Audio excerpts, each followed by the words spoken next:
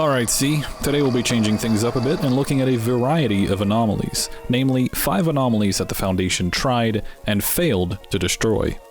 First off, we have SCP-871, Self-Replacing Cakes. This SCP is comprised of 237 cakes, ranging from miniature cupcakes to full-sized ones, with the largest observed being a full 22 kilograms. Whenever one of these cakes is eaten, it reappears nearby after approximately 24 hours, sometimes appearing as a slightly different kind or size of cake. If one of these cakes ever goes 24 hours without being eaten, a second cake will appear next to it and will also be self-replacing, meaning this could eventually result in infinite cakes consuming the entire universe. In a sense, the Foundation is continuously trying to destroy this SCP by having D-Class personnel eat instances of it shortly after they appear, with D-Class even being allowed to volunteer to eat more cake in exchange for, well, not being terminated. Now, funnily enough, this collection of cakes is classed as Keter, meaning it's capable of inflicting devastating harm to human life and civilization, solely due to the reason that an uncontrolled SCP-871 instance could replicate exponentially and render the Earth uninhabitable within 80 days. But hey, if you ask me, drowning in cake is not the worst way to go. Next up, we have a more infamous anomaly, SCP-682, the hard-to-destroy reptile. 682 is, you guessed it, a reptile-like creature that is large, extremely intelligent, and, well, hard or maybe even impossible to destroy. It also has an intense hatred of all life, which it expresses frequently both in its words and its actions. Here are just some examples of casualties sustained during its numerous containment breaches. Now, SCP-682 is kept submerged at all times in a vat of hydrochloric acid, keeping it incapacitated as it tries to regenerate or grow, but what the Foundation would really like is a way to destroy or incapacitate it completely due to the constant threat that it poses to the Foundation and the world as a whole. To this end, many proposals have been put forward to use other anomalies in an attempt to destroy 682. The best example we have of this is a log on a termination attempt that used SCP-409, which is a crystal that attaches itself to organic life, grows significantly, then shatters, causing shards of flesh and crystal to explode everywhere. This was partially successful and resulted in significant damage being dealt to 682, with several of its limbs and organs being destroyed. However, it quickly regenerated back to its normal state, with no permanent damage having been inflicted. Several other anomalies have been proposed for testing, but most have been deemed pointless. Turns out, yeah, this reptile is very hard to destroy. This next SCP is a high-level cognitohazard, so we'll have to be a little vague. For the uninitiated, a cognitohazard is a piece of information that can harm those who are aware of it. SCP-2718 is a concept describing what happens after death, and it is by no means pleasant. So much so to the point where the O5 Council briefly discussed efforts to make all of mankind immortal in order to spare them from this fate. However, it is suspected you will only be subjected to this afterlife if you're aware that this will be the case. In other words, it can only hurt you if you know what it is. This anomaly was discovered by a member of the O5 Council firsthand, and when the rest of them learned of it, they immediately amnesticized all affected personnel that were willing and had the rest terminated, so that this cognitohazard would effectively be rendered inert. After all, if no one knows about it, it doesn't exist.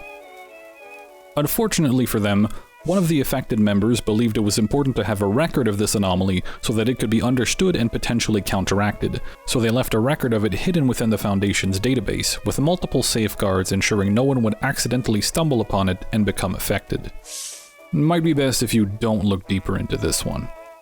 Our fourth SCP is 5034, which refers to a china bowl containing 7 red marbles.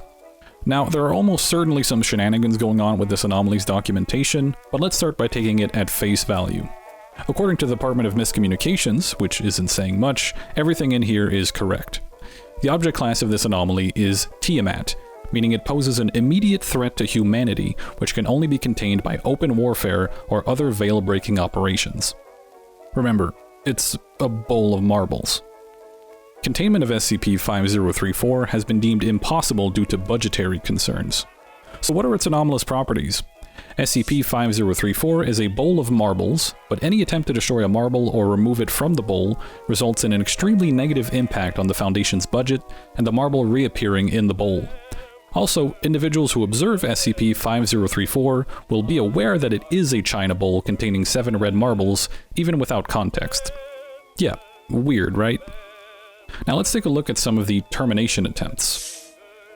Experiment 5034-2.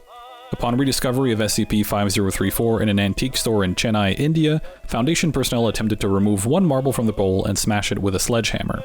Following successful destruction of the marble, it reappeared inside the bowl. Destruction failure, Foundation budget severely impacted. Experiment 5034-4. Upon rediscovery of SCP-5034, all available Foundation personnel attempt to smash the marbles with sledgehammers. 5 marbles successfully destroyed, however they subsequently reappear inside the bowl. Destruction failure. Experiment 5034-5. Upon rediscovery of SCP-5034, all available Foundation personnel attempt to smash the marbles with sledgehammers. 6 marbles successfully destroyed, however they subsequently reappear inside the bowl. Destruction failure. And it just keeps going until experimentation is made impossible due to the Foundation approaching bankruptcy. Weird, right? Well, if we read between the lines, which is to say we read the footnotes, we can discover hints of something much grander going on with this anomaly, likely covered up by one of its mimetic properties that allows it to define true definition. Here are just some of the 19 suspicious footnotes that give us hints as to what this SCP might actually be. There's one on mass casualties, metaphysical camouflage, war planning, cooperation with the Global Occult Coalition, a weapon made of several anomalies, and a final footnote that simply says, "Burn our bodies." So, yeah, maybe it's a shame the Foundation wasn't able to destroy this one, whatever it is. Now for our last SCP, 1609, a chair. Or at least, it was a chair. 1609 was originally a large chair made of varnished oak and bleached leather carved in the form of a reclining woman in a restful state. Its anomalous property was that it would teleport in order to provide a seat to anyone in need of sitting down or resting without a comfortable seat or chair nearby. Great, an SCP with no downsides. So naturally, it was thrown into a wood chipper, out of fear that it would break containment and reveal its anomalous properties to the public. Now to be fair, this wasn't the Foundation's doing, but rather a result of the Global Occult Coalition getting their hands on it. If you're new here, the Global Occult Coalition is a counterpart of the SCP Foundation that prefers to destroy anomalies rather than contain them. As it turns out, this anomaly is sentient, and it wasn't too happy about this. Shortly after it was wood-chippered, members of the GOC started dropping dead, and while no official cause of death was determined, I'm sure you can imagine what a million angry splinters could do to a person. 1609 is now contained by the SCP Foundation, by choice mind you, but according to containment procedures, they have to be real careful around it so as not to set it off. And I mean real careful. They keep it in a nice flower bed, they water it, they announce their intentions before getting near it. This might even be the best treatment anything or anyone has ever had from the Foundation. So yeah, to summarize, it's a chair with PTSD. And that's all we have for this week. Hopefully you learned a thing or two, namely that you should under no circumstances attempt to harm or destroy an anomaly. If the Foundation can't pull it off, then you certainly don't stand a chance. But, as always, ask yourself, is ignorance safer than truth?